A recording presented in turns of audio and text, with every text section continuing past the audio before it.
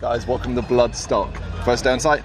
Yeah, the first day. Yeah. Scorcher, isn't it? I know, my God.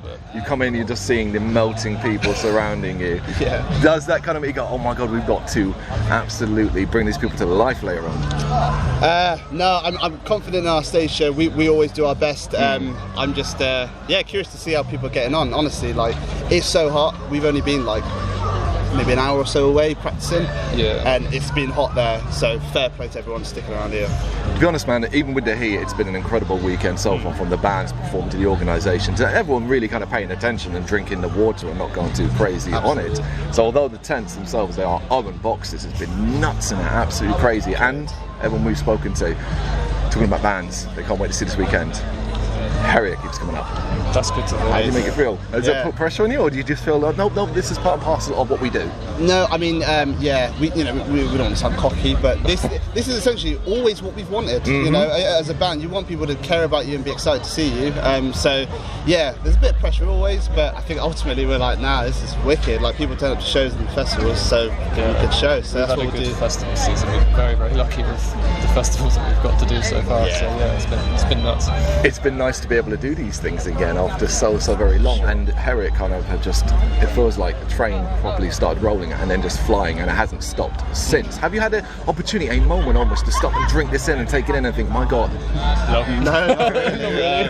I think at the moment there's some stuff not announced, but I think we're busy until, well, kind of summer next year now. Really? So it's just, we haven't had any breathing room, but hey, like I said, this is what we wanted, and this is what we've got, so it's wicked, From your perspective, when you kind of stop and think about it, what is it that's connecting you to the audience in such a way that means they are all so many people are gravitating towards your music, to your sound?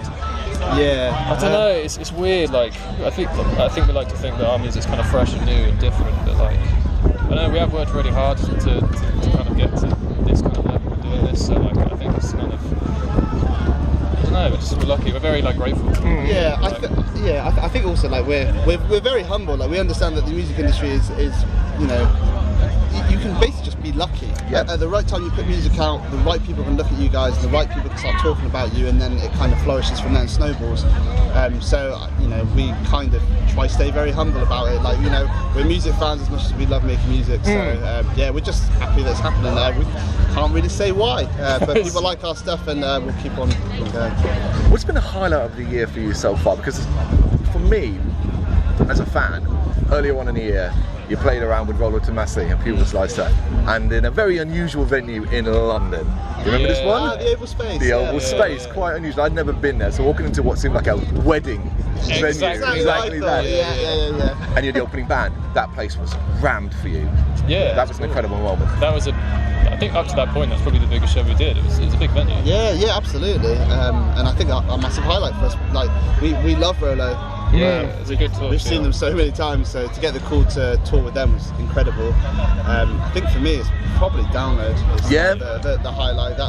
We've been so many times collectively. I think if we add all our amount of times together we've been, it must be over like 20-25. Wow. So we love the festival, and to play it's pretty sweet. I keep thinking about it now, and I'm like, I can't believe we did it. And it's going to be the same here when we play this. Oh yeah, this in theory will be the next highlight. Fingers crossed. So as long as all goes to plan. But looking forward to it.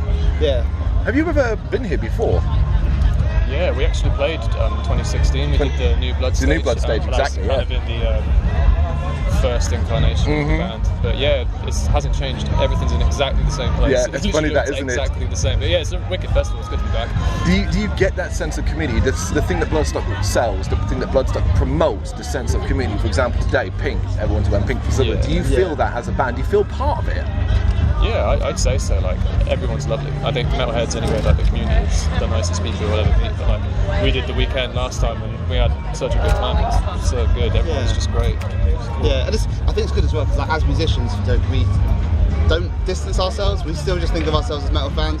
Sure, we're doing interviews and stuff, and we're playing shows and whatever, but we still make the effort to go to gigs and stuff, and we don't feel that distant from it. So I think forever we'll always feel like that because we never want to kind of separate ourselves in any way. So there is absolutely the possibility that after your show, someone can walk up to you and say hello, and you'll be greatly received. Yeah, of course. We'll be in the pit later on, I'm sure.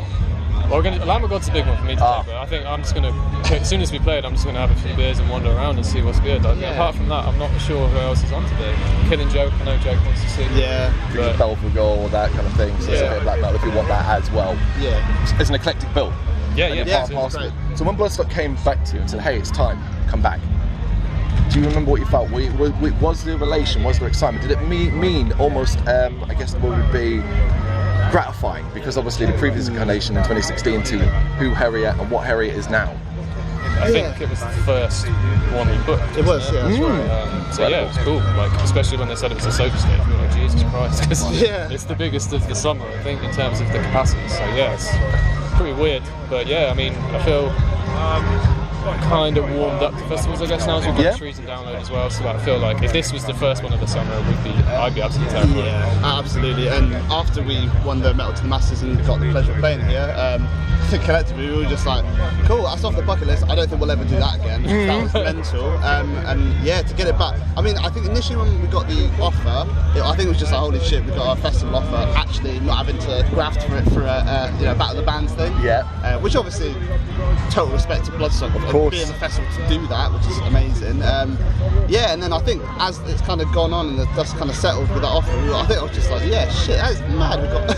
We didn't have much music out at the time. No, I think we'd only just had like The Spirit and just come out with it. So like, yeah, we only had 3 songs, so we got booked for that off the back of 3 songs, so that's pretty cool. It's Bloodstock, they're often paying quite attention to what's the underground. Yeah, and what's important right now. And you're doing that incredible thing that everybody loves at Bloodstock. So new blood, Sophie this time.